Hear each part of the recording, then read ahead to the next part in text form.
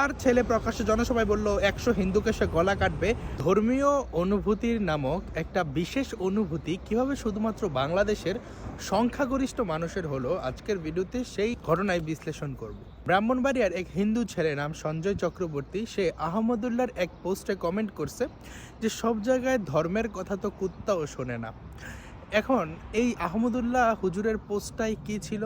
আহমদুল্লাহ হুজুর বলছিল যে $220 বিলিয়ন খরচ করে কাতার যে বিশ্বকাপ আয়োজন করেছিল 2022 সালে, সেইটা না কইরা যদি ক্ষুধার্তদেরকে খাবার দেওয়া যেত খুবই ভালো কথা। এবং সে একটা অমানসিক একটা বিনোদনের কথা বলছে ফুটবলকে, এবং সেটা নিয়ে খুদ মুসলিমদের মধ্যে অনেকে ডিবাঙ্ক করছে, বলছে খেলাধুলার মতো একটা সুস্থ বিনোদনকে কেন হুজুর এমন বলছে। কিন্তু সঞ্জয় কি এমন বলছে এটা নিয়ে নাকি ব্রাহ্মণবাড়িয়ায় আপনার মিছিল হয়েছে, যারা মোল্লা মৌলবী আছে তারা সবাই রাস্তায় নেমে গেছে, সাধারণ জনতা, তৌহিদি জনতা সবাই, কারণ এটা নাকি ধর্ম অবমাননা হয়েছে, ধর্মীয় অনুভূতিতে আঘাত লাগছে। অনেক মুসলিম সেখানে বলছে যে ফুটবল দেখলে কিছু হয় না, অনেক মুসলিম বলছে যে হারাম। দেখেন ভাই, এটা নিয়ে আসলে আমাদের বলার কিছু না, এটা তাদের ইন্টারনাল ইস্যুস, তারা সলভ করবে। আমরা তো এতটা অভব্য কোনো সমাজ থেকে বিলং করি না যে আমরা ঠিক করে দিব যে কোন ধর্মের আরাধ্যকে কে কত ফুট প্রতিমা নির্মাণ করতে পারবে তার নিজের অর্থায়নে।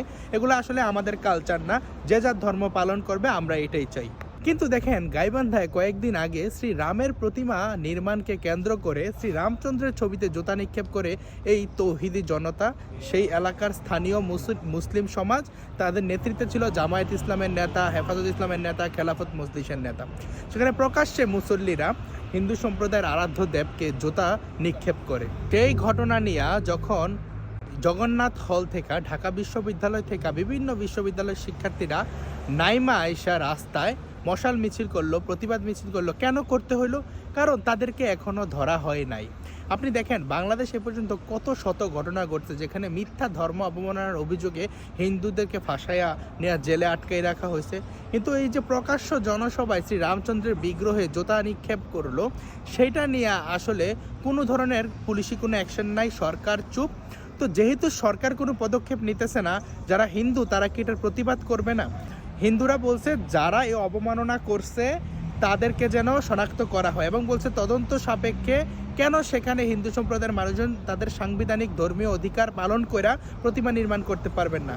সেটা তো আসলে মুসলিমদের সাথে সাংঘর্ষিক কোনো ব্যাপারই না। গাইবান্ধার মানুষজন বর্তমানে উস্কাইতেছে কে বা কারা নাকি ইসলাম অবমাননা করছে কোন ছবিতে, ওইটার দায় নাকি হরিদাসকে নিতে হবে। 2021 সালে প্রতিমার পায়ে কোরআন রাখছিল ইকবালের বাড়িতে কিছু হয় নাই, কিন্তু হিন্দুদের হত্যা করা হয়েছে। এখন দেখেন, এই ঘটনাগুলো রেগুলার ঘটে যেখানে হিন্দুদেরকে ফাঁসানো হয় এভাবে। রাজশাহী বিশ্ববিদ্যালয়ে এক মুসলিম শিক্ষার্থী ধরা পড়ছে কোরআন ছিঁড়ে, এটা নিয়ে কারে ফাঁসাইতো কে জানে। তো এই যে ঘটনাগুলো ঘটতেছে, সেখানে তো যে অবমাননা করে সে মুসলিম হইলে তার কোনো বিচার হয় না, সে হয়ে যায় পাগল। কিন্তু ওইটাকে কেন্দ্র করে হিন্দু সম্প্রদায়ের উপর লাগাতার আক্রমণ করা হইতেছে বাংলাদেশে। মহিবুল্লাহ হুজুর নিজে অপহরণের নাটক সাজাইয়া হিন্দুদেরকে গণহত্যা করার জন্য টিএমডি ক্যাম্পেইন চালাইলো। তার ছেলে প্রকাশ্যে জনসভায় বলল 100 হিন্দুকে সে গলা কাটবে। তাকে, সে নিজে বলাৎকারের নাটক সাজাইতে ল্যাংটা হয়ে শুয়ে থাকলো, তাকে আইনের আওতায় আনা যাবে না, তার বিরুদ্ধে কোনো চার্জ হয় না। কিন্তু কে না কে ফেক আইডি হইলা কি করছে, এটা দায় হরিদাসকে নিতে হবে। যে মোহাম্মদ ইশরাক, যে জামায়াতের অ্যাক্টিভিস্ট, প্রাক্তন শিবির, সে অলরেডি বইলা দিছে যে এটা নাকি হিন্দুত্বের আগ্রাসন। মানে আপনার ভগবানকে জোতা মারবে, আপনি সেটা বলতে পারবেন না। কি ধরনের বাটপারে! শুধুমাত্র বাংলা নাম হিন্দু নাম হওয়ার কারণে কিভাবে প্রতিটা পদে পদে হিন্দুদেরকে এই ধর্মীয় অনুভূতির নামে ফাঁসানো হইতেছে। জাস্ট এই অনুভূতিটা 90% মুসলিমের নামে বরাদ্দ হয়ে গেছে। সুতরাং আমরা একটা কবিতা বলছি না, স্বাধীনতা, এই শব্দটি আমাদের কিভাবে হলো। সুতরাং আজকের ভিডিওতে আমি বললাম যে ধর্মীয় অনুভূতি নামের বিশেষ অনুভূতি কিভাবে সংখ্যাগরিষ্ঠ 90% মুসলিমের হলো বাংলাদেশে। তো ধন্যবাদ সবাইকে। ভিডিও ভালো লাগলে লাইক, কমেন্ট, শেয়ার করে পাশে থাকতে পারেন।